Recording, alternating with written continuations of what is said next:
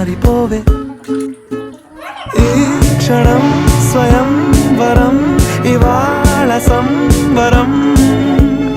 ఈ క్షణం స్వయం వరం ఇవాళ సంవరం వీడుకోలు లేని తోడు అంది స్వాగతం ఈ క్షణం స్వయం వరం ఇవాళ సంబరం